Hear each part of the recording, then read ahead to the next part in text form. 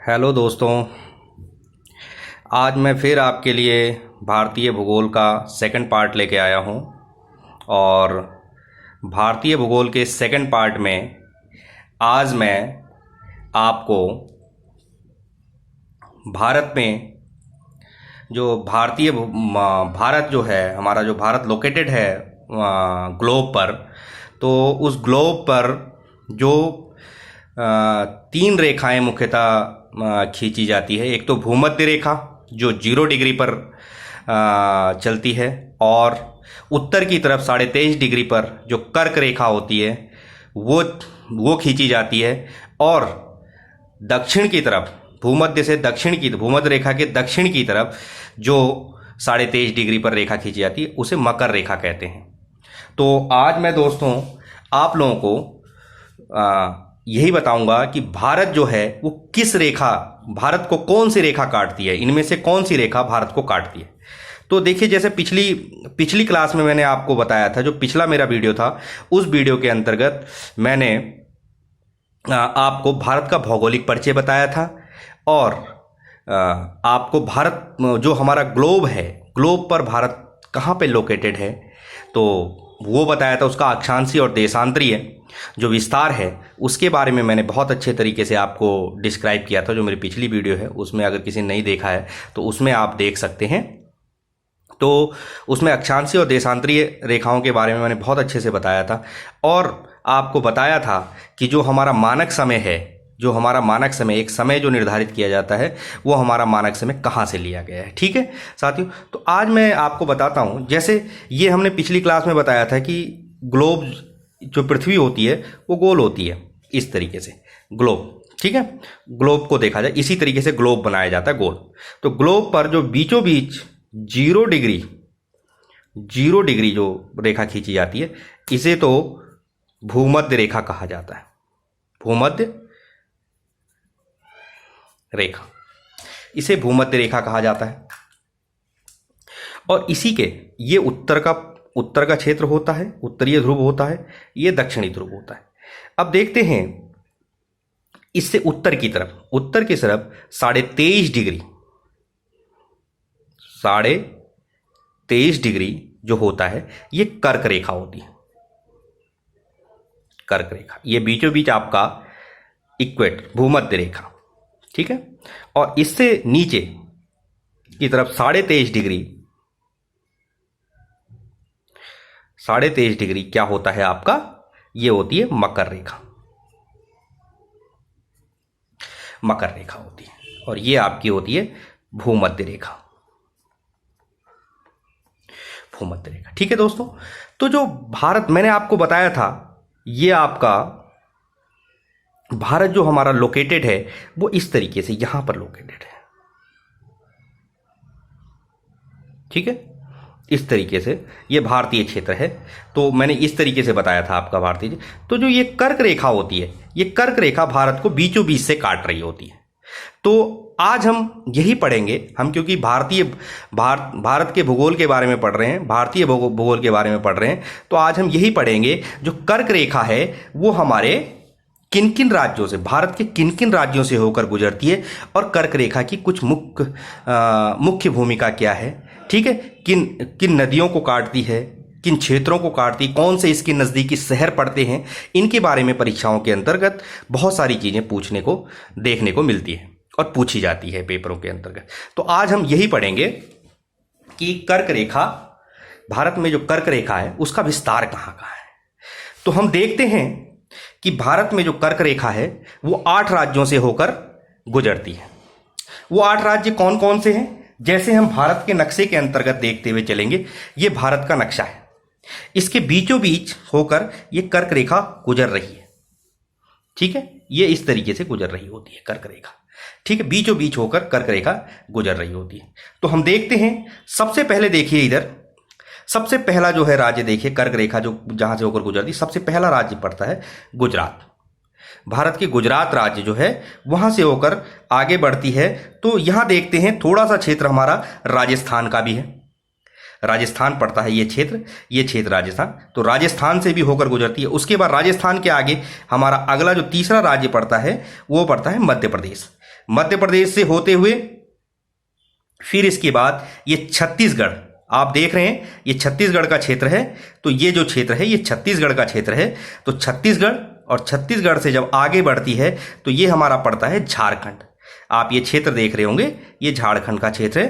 तो झारखंड के आगे जब ये रेखा गुजरती है तो ये पश्चिम बंगाल जो आपका, ठीक है, छठा राज्य होता है पश्चिम बंगाल। और सातवां राज्य आप देखेंगे यहां पर त्रिपुरा, ये देखिए त्रिपुरा, ये त्रिपुरा। और उसके बाद अगला जो राज्य आता है मिजोरम, ठीक है। तो भारत के अंदर जो कर्क रेखा है वो 8 राज्यों से होकर गुजरती है। परीक्षाओं में बहुत बार पूछा गया है कि भारत के अंदर जो कर्क रेखा है वो कितने राज्यों से होकर गुजरती है, तो हम बताते हैं 8 राज्य। अब हमें याद करना पड़ता है कि वो 8 राज्य कौन कौन से हैं। तो आप मैप के थ्रू आप देख सकते हैं, भारत के मैप के थ्रू देख सकते हैं कि सबसे पहला राज्य है गुजरात, दूसरा है राजस्थान, तीसरा है मध्य प्रदेश, फिर इसके बाद चौथा है छत्तीसगढ़, पांचवां है झारखंड, उसके बाद छठा है पश्चिम बंगाल, सातवां है त्रिपुरा, आठवां है मिजोरम। ठीक है दोस्तों, इस तरीके से हम देखते हैं कि जो कर्क रेखा है वो उसका विस्तार जो भारत के अंदर है वो 8 राज्यों में होता है और 8 राज्यों से होकर गुजरती है। अब इसमें कुछ महत्वपूर्ण प्रश्न देखने को मिलते हैं। जैसे आप देखेंगे नोट के रूप में मैंने लिखा हुआ है कि कर्क रेखा जो है वो कर्क रेखा की जो सर्वाधिक लंबाई होती है वो मध्य प्रदेश के अंदर पाई जाती है। कर्क रेखा का जो लंबी वो देखते हैं आप, जैसे मैप के अंदर देख रहे होंगे, तो ये जो मध्य प्रदेश का जो क्षेत्र है यहाँ से लेके पूरा यहाँ तक विस्तार है उसका। तो सबसे लंबी जो लंबाई में सबसे ज़्यादा लंबी लंबाई जो देखी जाती है वो कहाँ देखी जाती है? मध्य प्रदेश के अंतर्गत देखी जाती है। ठीक है जी। इसी तरीके से देखा जाता है कि झारखंड की राजधानी जो रांची है वो कर्क रेखा पर स्थित है। ये भी प्रश्न बहुत बार पूछा गया है कि जो झारखंड की राजधानी है, पहले तो झारखंड की राजधानी क्या है? रांची जो है वो कर्क रेखा पर ही स्थित है। ठीक है दोस्तों, इसी तरीके से कुछ महत्वपूर्ण शहर हैं जो आपके कर्क रेखा में स्थित है। ठीक है, कर्क रेखा के इर्द गिर्द स्थित है। तो देखा जाता है, जैसे मैंने आपको बताया, गुजरात के अंदर अहमदाबाद और गांधीनगर जो है वो क्या देखा जाता है? कर्क रेखा के सर्वाधिक नजदीक है। कर्क रेखा जा रही है बीचों बीच, उसके नजदीकी जो शहर है वो कर्क रेखा के सबसे पास में जो शहर है अहमदाबाद और गुजरात। ठीक है दोस्तों, और राजस्थान में देखा जाए तो राजस्थान के अंदर एक बांसवाड़ा जिला पड़ता है, वह कर्क रेखा के बिल्कुल समीप है। और मध्य प्रदेश के अंदर भोपाल जो है वह क्या है? आपका सर्वाधिक नज़दीक है। और झारखंड के अंदर रांची, मैंने बताया ही था अभी पिछले उसमें अभी कि रांची जो है वो क्या है? झारखंड की राजधानी है और वो कर्क रेखा पर ही स्थित है। ठीक है, इसी के साथ ही साथ आगे चलते हैं तो अगरतला और आइजोल, ये 2 शहर हैं जो आपके कर्क रेखा के सबसे समीपस्थ माने जाते हैं। ठीक है दोस्तों, इस तरीके से हम देखते हैं कि जो कर्क रेखा है उसके इर्द गिर्द हमारे महत्वपूर्ण जो शहर हैं वो ये हैं। अब मैं आपको बताता हूं कि जो कर्क रेखा जो गुजरती है उसको 2 नदियां ऐसी हैं जो 2 बार काटती हैं, या 2 नदियों का जो विस्तार क्षेत्र है उसे कर्क रेखा 2 बार काटती है। तो जैसे देखेंगे आप आगे देखेंगे, जैसे राजस्थान के अंदर एक माही नदी है, वो इस तरीके से उसका बहाव है। तो इस तरीके से बहाव है, तो देखते हैं आप कि एक तो यहां पर काट रही है उसे और एक इस जगह पर काट रही है। माही नदी को कर्क रेखा 2 बार काट रही है। इसी तरीके से हम देखते हैं झारखंड के अंतर्गत दक्षिणी कोयल नदी, ठीक है, पूरब में है, दक्षिणी कोयल नदी है, उसे भी क्या कर रही है? कर्क रेखा 2 बार काट रही है। देखिए इसका भी इस तरीके से विस्तार क्षेत्र है, बहाव क्षेत्र है। तो एक इस जगह पे काट रही है और एक इस जगह पे काट रही है। तो 2 जगह पे कर्क रेखा इस दक्षिणी कोयल नदी को भी काट रही है, झारखंड के अंदर जो बहती नदी है। ठीक है दोस्तों, तो इस तरीके से कर्क रेखा जो है वह 2 नदियां जो हमारी हैं, एक तो माही नदी और एक दक्षिणी कोयल नदी है, जिनको कर्क रेखा 2 बार काटती है। ठीक है, इससे आगे हम देखते हैं जो कर्क रेखा है, कर्क रेखा को दो नदियां, ठीक है, इस तरीके से आप देखते हैं। ठीक है दोस्तों, इसके बाद हम आगे हम देखते हैं, हमारा जो नेक्स्ट है उसमें हम पढ़ते हैं भारत की सीमा की लंबाई। ठीक है, जो हमारे तटीय सीमा है, जो हमारे तटीय सीमा है, ठीक है, तटीय सीमा है और द्वीपों से लगी हुई सीमाएं हैं। ठीक है दोस्तों, और स्थलीय सीमा है। जैसे हम देखते हैं भारत के मैप के अंतर्गत, तो जो हमारा तटीय सीमा है, जो समुद्रों से लगी हुई सीमा होती है, उसे हम तटीय सीमा कहते हैं। ठीक है, जैसे ये वाला क्षेत्र हम देखते हैं कि आपका गुजरात से लेकर ये हमारा तटीय क्षेत्र माना जाता है। गुजरात, मुंबई, गोवा, ठीक है, कर्नाटक, केरल, तमिलनाडु, ये क्षेत्र जो है हमारे आंध्र प्रदेश, ठीक है, उड़ीसा, भुवनेश्वर, और ये पश्चिम बंगाल तक हमारा जो क्षेत्र पाया जाता है, ये हमारा तटों से लगा हुआ क्षेत्र माना जाता है। और स्थलीय सीमा हमारा ऊपर, ये गुजरात का ऊपरी क्षेत्र, जो हमारा ऊपरी क्षेत्र है आपका जम्मू कश्मीर से लेते हुए, उत्तराखंड लेते हुए, यूपी का ये क्षेत्र लगता हुआ, ये हमारा क्षेत्र क्या होता है, ये पूरा हमारा स्थलीय क्षेत्र माना जाता है। और द्वीपीय क्षेत्र जो हमारा ये नीचे की तरफ अंडमान निकोबार द्वीप समूह, ये हमारा क्या पाया जाता है, द्वीपीय समूह पाया जाता है। तो इनकी लंबाई कितनी है, इनका विस्तार क्षेत्र, इनकी लंबाई कितनी है, तो वो बड़ा महत्वपूर्ण है। बहुत बार पेपरों में ये पूछा जाता है कि भारत की स्थलीय सीमा की लंबाई कितनी है, भारत के तटीय सीमा की लंबाई कितनी, भारत की द्वीपीय सीमा की लंबाई कितनी है। तो दोस्तों आज हम देखते हैं, सबसे पहले हम देखते हैं भारत के स्थलीय सीमा की लंबाई। भारत की जो स्थलीय सीमा की जो लंबाई होती है वो है 15,200 किलोमीटर। ठीक है, जो स्थलीय क्षेत्र का विस्तार है, देखिए जैसे ये देखिए मैप में देख रहे हैं, यहां से लेके यहां तक ये जो पूरा विस्तार क्षेत्र है, स्थलीय सीमा का विस्तार क्षेत्र है, वो है आपका 15,200 किलोमीटर।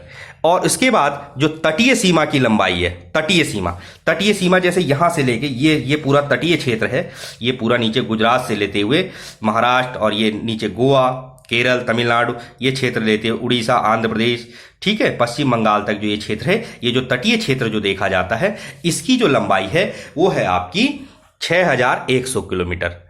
और जो द्वीपीय समूह, जो अंडमान निकोबार द्वीप समूह है, ये जो द्वीपीय समूह है, इनकी जो लंबाई है ये 1,416 किलोमीटर है।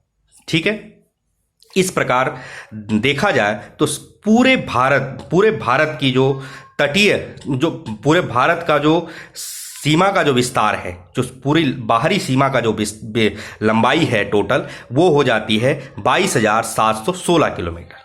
ठीक है, जो भारत का बाहरी जो क्षेत्र है उसकी पूर्ण लंबाई जो मानी जाती है वो क्या मानी जाती है, संपूर्ण लंबाई। अगर द्वीप को भी ले लें और तटीय क्षेत्र को भी ले लें और स्थलीय क्षेत्र को भी ले लें, सीमा को ले लें, सारी सीमाओं को अगर ऐड कर देते हैं हम, तो हमारा जो टोटल लंबाई जो होती है वो 22,716 किलोमीटर देखी जाती है।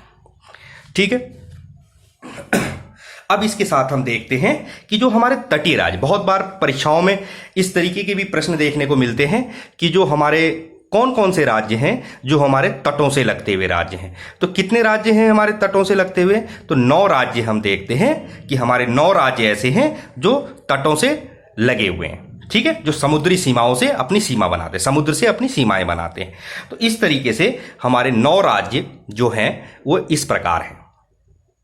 देखिए जिस तरीके से भारत के नक्शे में मैं बता रहा हूं आपको, ये हमारा तटीय क्षेत्र है। ठीक है, ये जो मैप है हमारा, ये तटीय क्षेत्र है। अब देखते हैं आप जिस तरीके से कि सबसे पहले ये गुजरात का क्षेत्र पड़ता है, तो गुजरात जो है हमारा ये समुद्र से तट बनाता है। ठीक है, इसके बाद दूसरे नंबर पे हम नीचे आते हैं तो महाराष्ट्र जो है, वो महाराष्ट्र भी क्या करता है, हमारा समुद्र से सीमा बनाता है, तट बनाता है। ठीक है, गोवा है, गोवा भी तट बनाता है। इसी तरीके से नीचे का जो राज्य है वो है कर्नाटक, कर्नाटक भी हमारा तट बनाता है। और इसी तरीके से केरल भी हमारा तट बना रहा होता है। इसके साथ साथ तमिलनाडु भी इधर तट बना रहा होता है, इधर आंध्र प्रदेश बना रहा होता है तट 7वें नंबर पर। 8वें नंबर पर उड़ीसा भी हमारा क्या कर रहा है कि तट बना रहा है, समुद्रीय तट बना रहा है। ठीक है, इसके साथ साथ पश्चिम बंगाल भी हमारा क्या करता है, समुद्रीय तट का निर्माण करता है। ठीक है, यहाँ भी हमारा इस प्रकार से देखा जाए तो सारा हम देखते हैं हमारे भारत में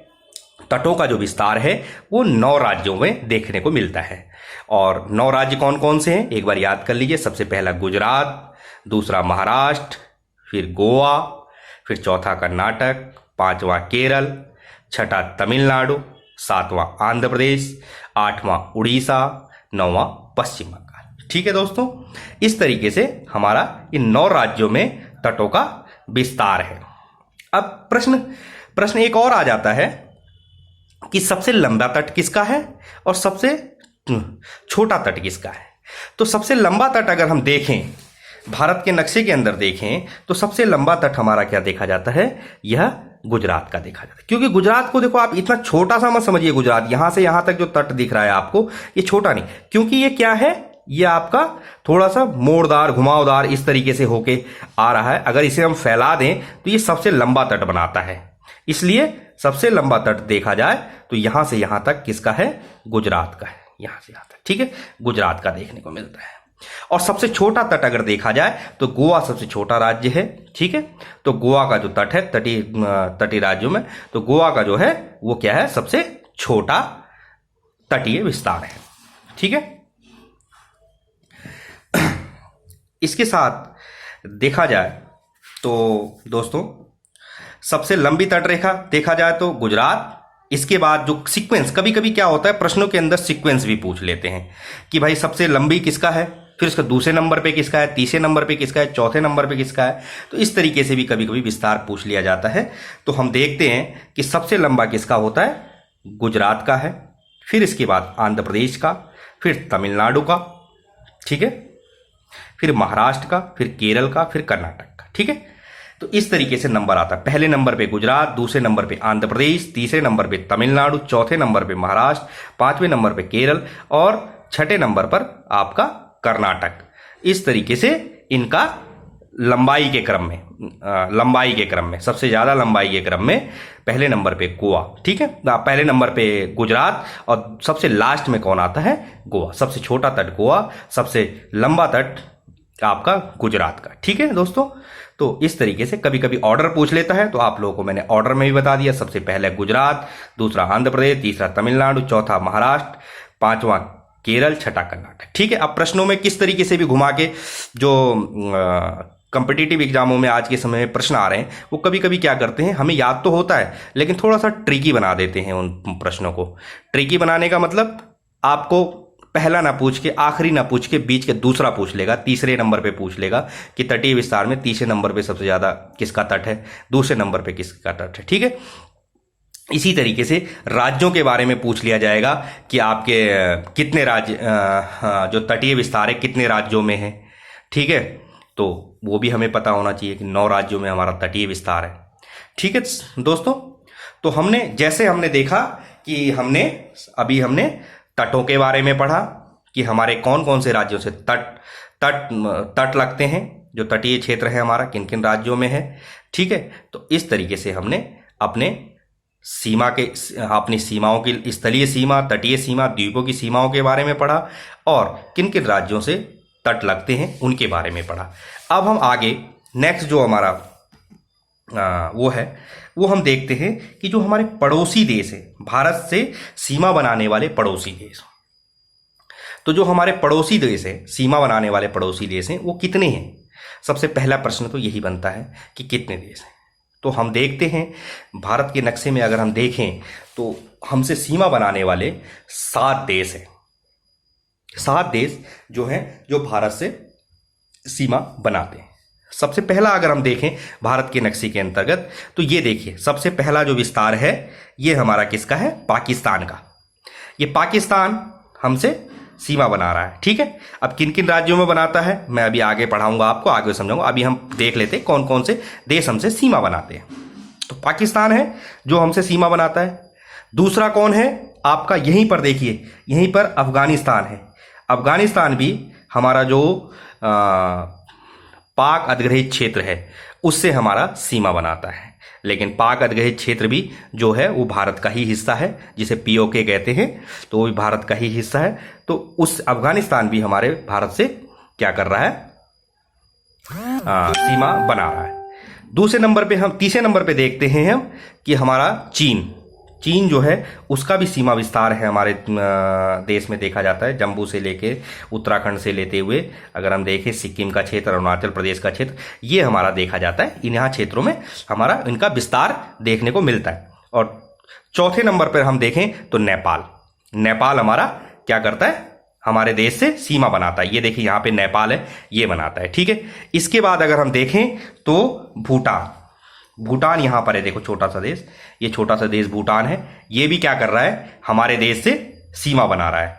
और इसके बाद अब भूटान के बाद छठे नंबर पे देखते हैं कि बांग्लादेश, ये बांग्लादेश है, ये भी हमारे देश से सीमा बनाता है। और सातवें नंबर पे हम देखते हैं म्यांमार। म्यांमार जो है ये भी हमारे देश से क्या कर रहा है, सीमा बना रहा है।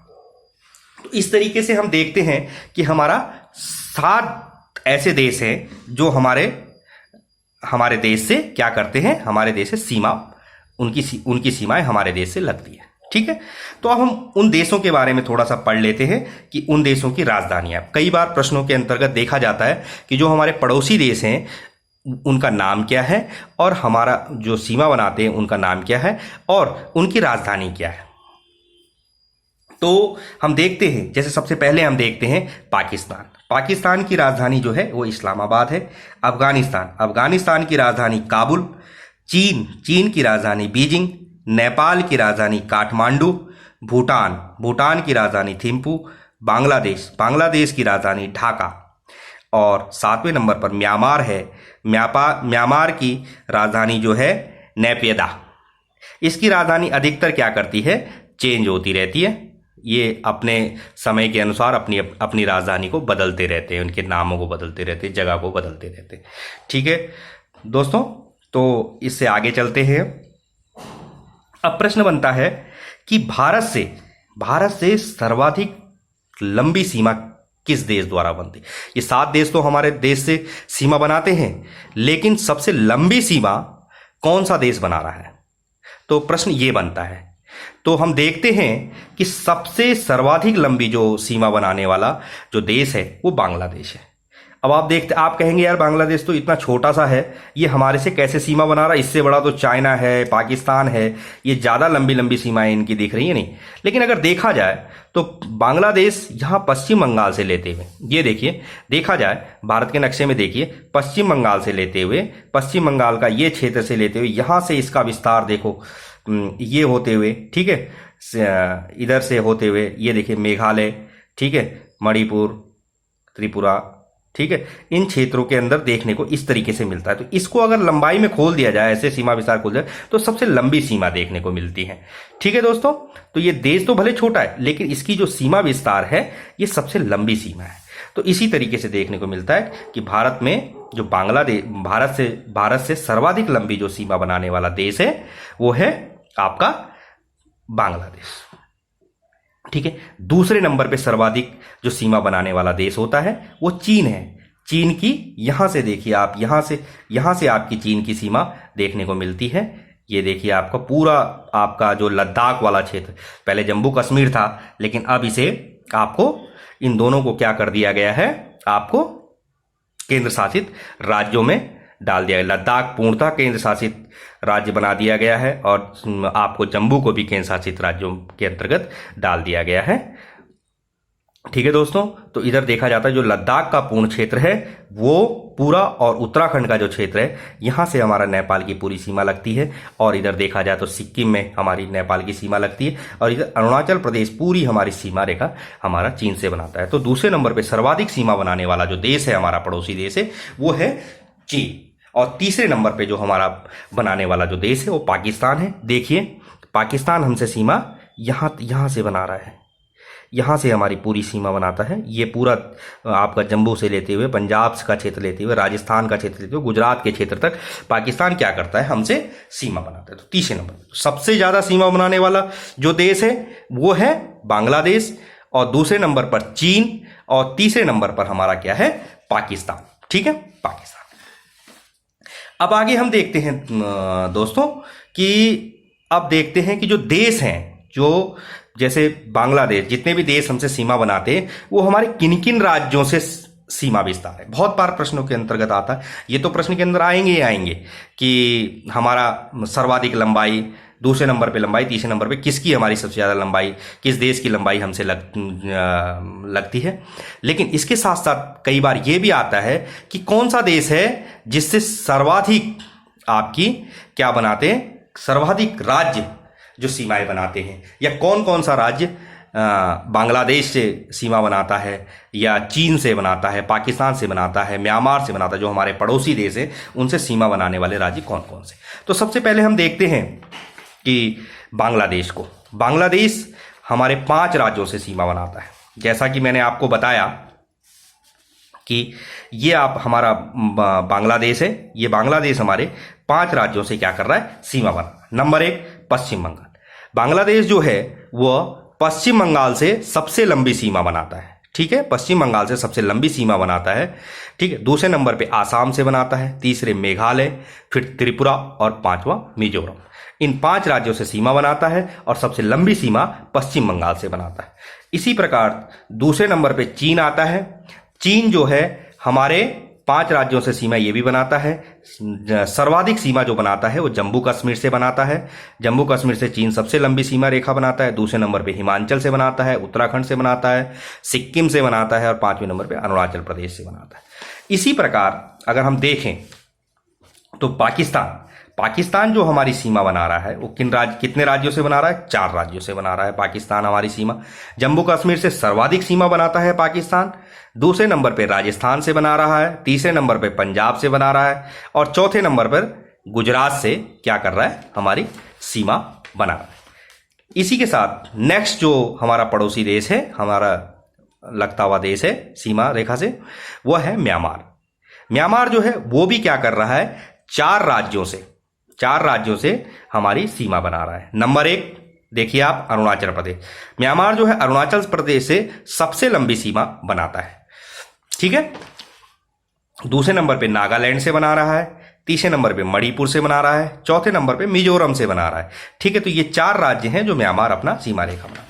इसी तरीके से नेपाल है अगला देश, कि नेपाल से हमारे 5 राज्य सीमा बनाते हैं। उत्तर प्रदेश सबसे लंबी सीमा बनाता है नेपाल से। दूसरे नंबर पे उत्तराखंड, तीसरे नंबर पे बिहार, फिर पश्चिम बंगाल और सिक्किम। ये 5 राज्य हैं जो हमारे नेपाल से सीमा बनाते हैं। इसके बाद नेक्स्ट जो है वो हम देखते हैं भूटान। भूटान जो है वह 4 राज्यों से क्या कर रहा है, हमारा सीमा रेखा बना रहा है, ठीक है। उसमें सबसे लंबी सीमा जो है आसाम। भूटान की सबसे लंबी सीमा जो मिलती है वो आसाम से लगती है, फिर सिक्किम है दूसरे नंबर पे, तीसरे नंबर पे पश्चिम बंगाल, चौथे नंबर पे अरुणाचल प्रदेश। इसके बाद अफगानिस्तान मैंने आपको पहले भी बताया कि जो ऑक्युपाई पाकिस्तान द्वारा जो अधिग्रहित क्षेत्र है वह पीओके कहते हैं। तो वह क्या कर रहा है, उससे सीमा अफगानिस्तान की बनाई जाती है, ठीक है। ठीक,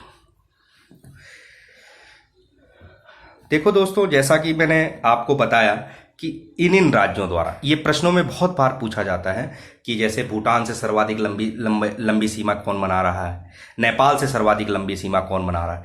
तो इस तरीके से लंबाई के आधार पर भी सीमा रेखा का प्रश्न बनते हैं। तो इसलिए हमें बहुत ज़रूरी है कि अगर हमें कंपटीशन के अंदर अपने आप को नंबर 1 पे लाना है तो हमें कोई भी ऐसा क्षेत्र है जिसे हमें छोड़ना नहीं पड़ेगा। हमें हर एक क्षेत्र की बारीकी से पढ़ाई करनी है जिससे कि हम क्या कर सकें, किसी न किसी परीक्षा को क्रैक कर सकें, ठीक है। अगर हमें किसी भी परीक्षा को क्रैक करना है तो बहुत ज़रूरी है कि हमें उसको बहुत डीपली पढ़ें।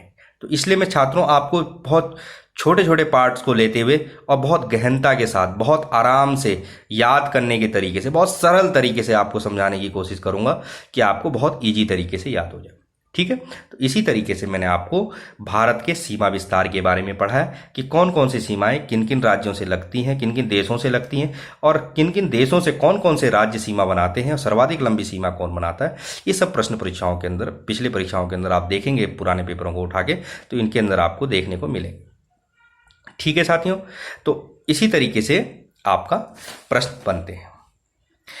एक और छोटा सा पार्ट्स मैं इस सेशन में जोड़ता हूं, उसके बाद हम सेशन को ख़त्म करेंगे क्योंकि वीडियो भी थोड़ी लंबी हो रही है।